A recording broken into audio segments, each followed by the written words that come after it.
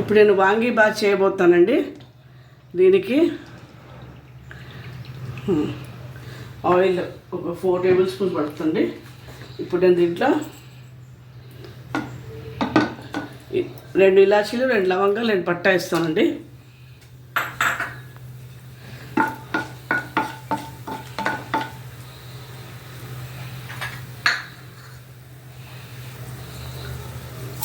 ఉల్లిపాయలు ఒక పెద్ద ఉల్లిపాయ, ఇంకా 3 పచ్చిమిరపకాయలు వేసాను.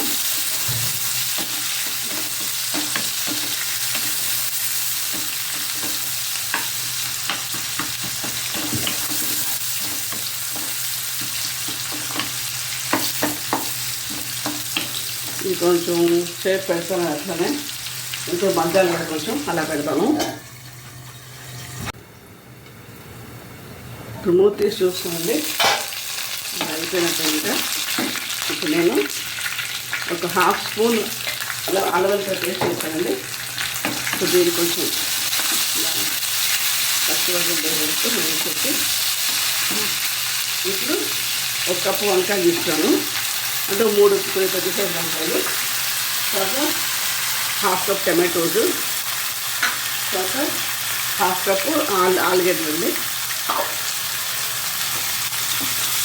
ఇవన్నీ కాస్త నూనెలో కొంచెం ఇదైనాక ఇప్పుడు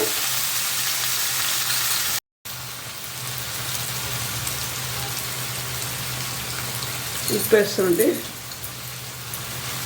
ఉప్పు పసుపు వేసాను. తర్వాత ఒక 1/2 స్పూన్ గరం మసాలా వేసాను. అంతేనండి. ఇంకా దీనికి కొంచెం ఫ్రై అయినాక అప్పుడు వాటర్ వేస్తాను. ఇట్లా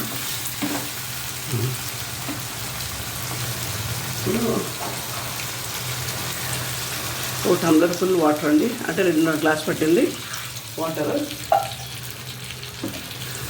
ఇప్పుడు దీన్ని కొంచెం పావు గంట పెట్టుకుంటే అప్పుడు కొంచెం ఉడుతున్నప్పుడు అప్పుడు చెప్తాను నెక్స్ట్ ప్రొసీజర్.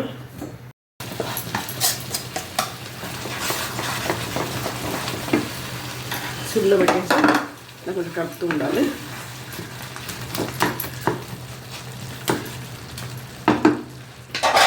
ఈ సిమ్లో పెట్టేసి అయిపోద్దండి ఇంకొంచెంసేపు, 10 మినిట్స్. ఇప్పుడు తీసి చూస్తానండి, అయిపోయిందండి. ఇది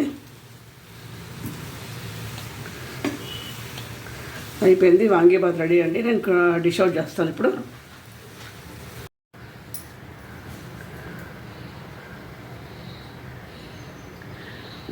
వాంగీబాత్ రెడీ అయిపోయిందండి. పల్లి పచ్చడి కూడా చేశాను. దీంతో కాంబినేషన్ చాలా బాగుంటుంది. మీకు ఒకసారి చేసుకొని మీరు ట్రై చేయండి. ఇది ఇట్లా.